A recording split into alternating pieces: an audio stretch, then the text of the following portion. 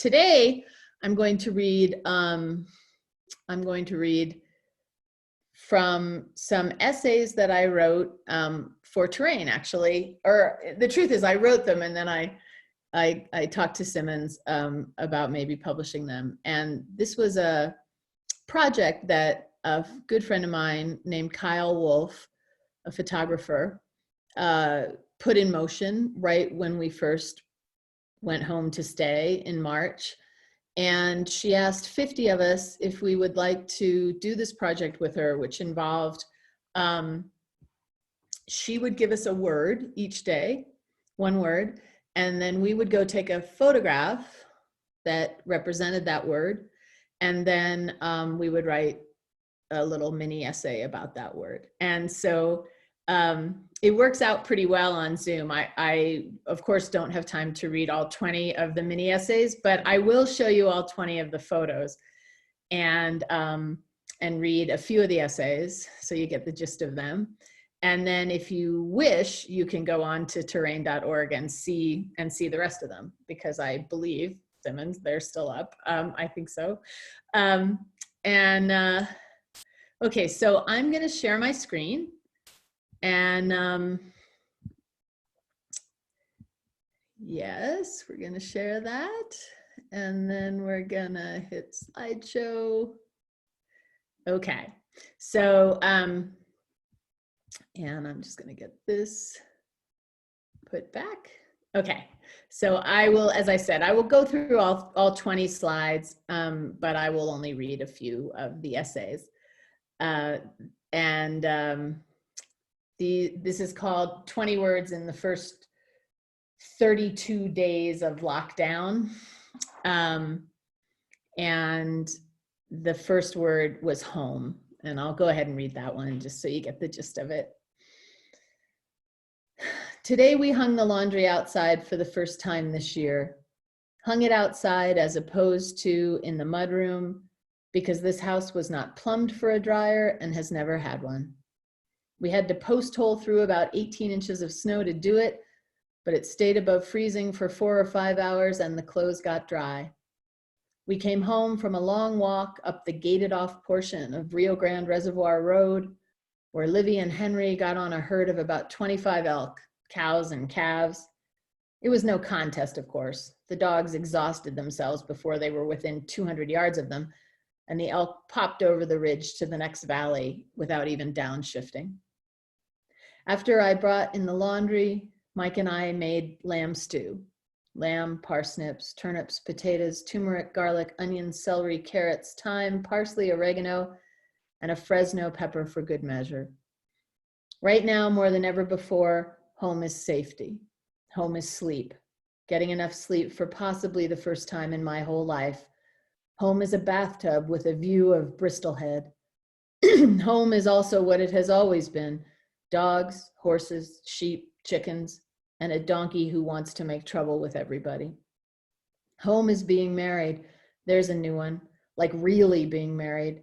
24/7 togetherness was not a thing I ever wanted nor expected to have, not even when I said I do 2 years ago to the easiest going man in the universe.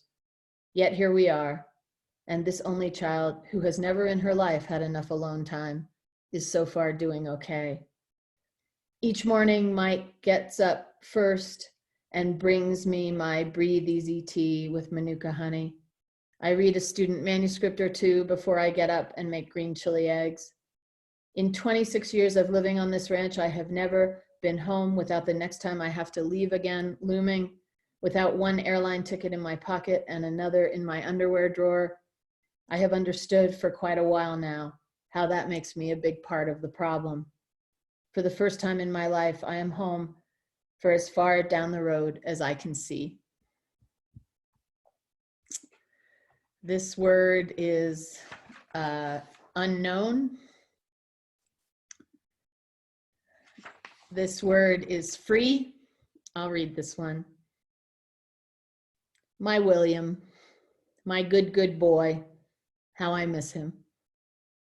Dogs have everything to teach us about freedom. They give so freely, love so freely. William loved so freely he used to gather his squeaky toys together as if to comfort them. William welcomed the day, whatever it was, with a wag and a sigh. We talk about being in the present moment, but we don't get 1/10 of the way there compared to even the most neurotic dog. I spent so much of my childhood dreaming of being free from my dad's abuse, of my mother's drunken sadness, and then I got free, but somehow became my own jailer, proving, working around the clock as if I were on some kind of permanent game show. What has all of that work added up to now? The country is descending hard and fast into fascism. The government has closed its borders, suspended its immigration program, stopped giving out passports, has stopped even pretending they aren't trying to take away our rights. Oil is worth negative $3 a barrel, and yet Trump is opening more and more protected lands to drilling. Every government agency is continuing to be dismantled from within. But what about this day, says the dog. And when the human can't come up with an answer, the dog says, I think it could be a good one.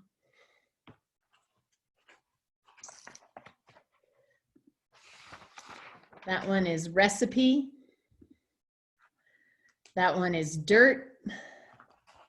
That one got edited down to one line. The word was strange, and the essay is how simple life becomes when the only really important thing is breathing.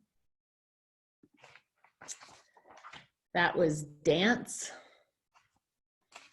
This one was creature, and I'll read it. That is what we are, every one of us, though so many humans have forgotten. And I suspect one of the reasons COVID is here, if there are any reasons COVID is here, it is to remind us of our creaturehood, to remind us of one of the most basic laws of natural selection, which is that any species that overpopulates profoundly spoils its nest and dies. Maybe a reason COVID is here, if there are any reasons, is to show us exactly how easily the earth will go on without us, how delighted she would be if we never came out of our houses again. Because we have forgotten how to walk on her like creatures. We drive on top of her on pavement. We fly over her like miniature gods. I am guilty of flying back and forth across her so often that before COVID, the guilt was rising up and becoming a daily source of trouble inside me. I love to fly. I love to go, but now it feels good not to. Yesterday, there was a mountain lion at the end of my driveway. This morning in the chicken house, a ground squirrel stood up on his hind legs and challenged me for the scratch. There are so few cars on the road, so few planes in the sky, so few recreators in the mountains.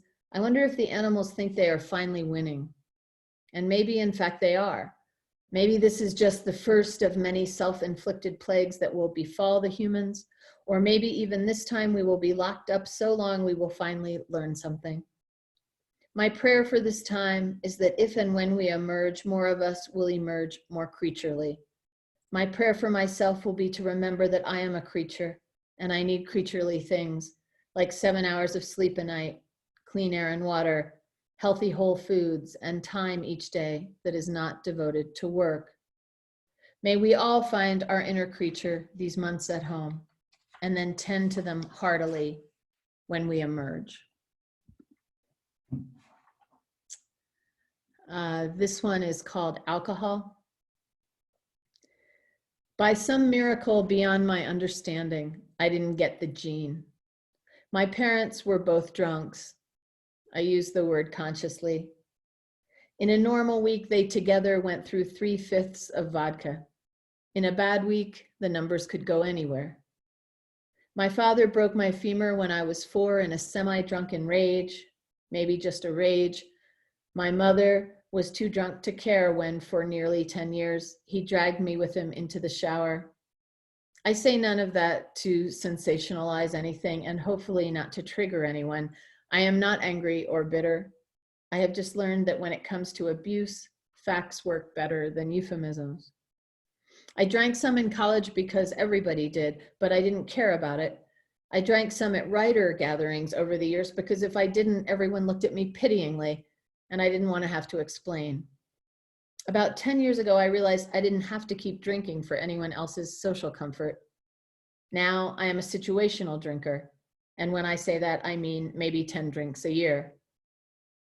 I had a few drinks when I went to Iceland because they make their own gin, and I wanted to ingest everything Icelandic. I had 2 drinks at my own bachelorette party because Sarni used my favorite Fever Tree ginger beer in the Moscow Mules. I have not had a drink since the pandemic began, and only a very few during the Trump presidency because I have been in survival mode since I first heard he was going to be a candidate, and a person in survival mode needs all of their senses alive. Most of my friends drink, but I have steered my life away from those who drink a lot. I don't like to be around drunk people, and not being around them is an act of care and kindness I have decided to allow myself. So much damage was done to me as a child, and while alcohol was not the reason, it was often the excuse. I have grown out of that damage, and to a certain extent, am free of it. In other words, I could drink reasonably safely, but I don't. As I think about it now, not drinking is a kind of freedom. It is the freedom to get up at 7 a.m. on a frosty morning, bundle up, go outside, and photograph the ice crystals on your Pasifino's back.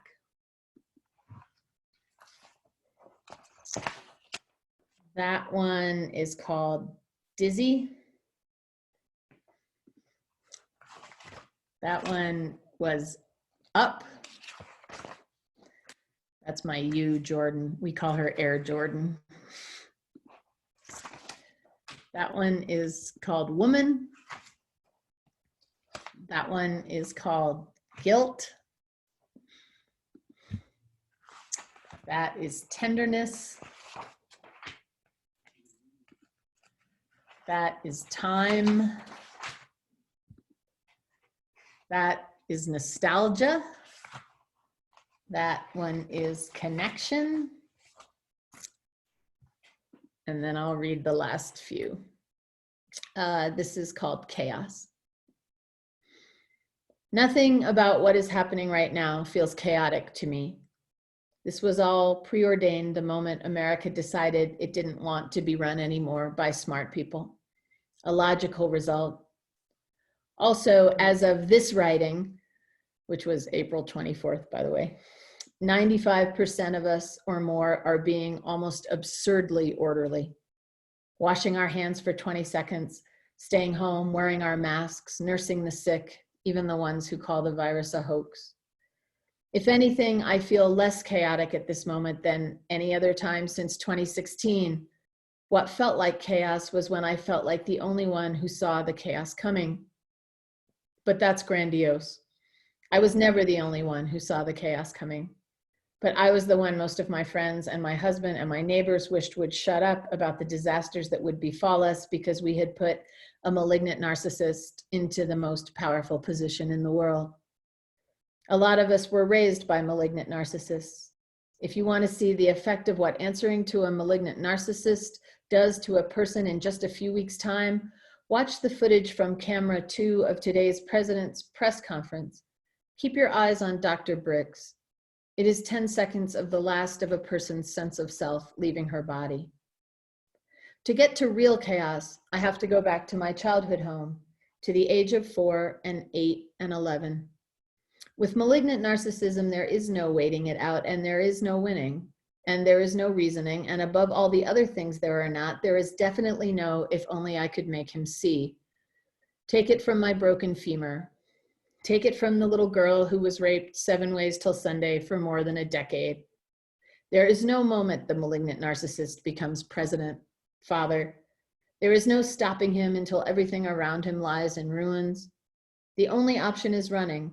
And in one way or another, I have been running my whole life through and beyond my father's death to his weird reincarnation as president of the United States. The moment I feel I have to get out of here to literally survive, you can be sure I will run again across whatever border, open or closed. This one is called Dear You, and I'll end with it.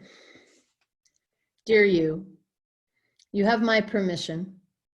to sit in the middle of the floor and cry, to spend half the day reading poetry, to eat all the hummus with a spoon, to rescue a horse who needs a new home, even though the future is uncertain, to move to a country where people believe healthcare is a right, to stay in this country and fight alongside the people who believe healthcare is a right, to leave this ranch forever, to be late getting the manuscripts back, to wear a mask to the grocery store, to flip off the maskless dude in the wife beater who puts his hands on your cart and asks if you vote Democrat, to wish him momentarily dead, to play wordscapes in the bathtub, to use up 3 tanks of hot water playing wordscapes in the bathtub, to love the absence of airplanes, to order organic Meyer lemons online, to pray for rain, and when it comes, to let it make you full of hope, to be afraid of the men with guns, to be afraid of the men, to be afraid, to care about the dogs more than the humans, to start listening to music again, even though it makes you cry. And then I'll just show you the last picture, which is, oh, you know what? I'm going to read this last one. This is love. And I'll read just part of it. For the last 2 months, I've spent every minute of every day with my husband, Mike. We have been married almost 2 years now, have been together almost 3. I've always said I'm not the marrying kind.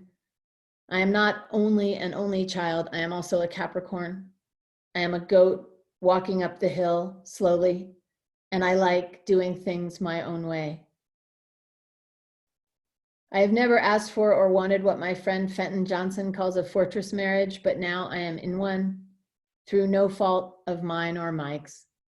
We take turns having bad days, sad days, hopeless days, though I get 5 for every one of his. My father was so very Trump-like, and my childhood home was Trump's America. Everyone gaslighted and constantly taking tiny steps back.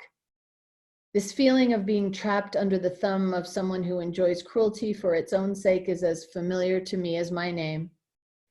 But I was alone in my childhood house, and now I have an ally, someone who loves me truly, someone with whom I can stay and fight or try to escape or just try to find the small good thing about each day. Love under this kind of pressure is love scrutinized and illuminated. It is love tested and found durable. It is cancer ward love, hospice love, although it is not one of us, but our country that is dying. Mike is building garden boxes in the yard so we can plant vegetables. He has taken over the job of feeding the rams because one of them likes to take my knees out from behind.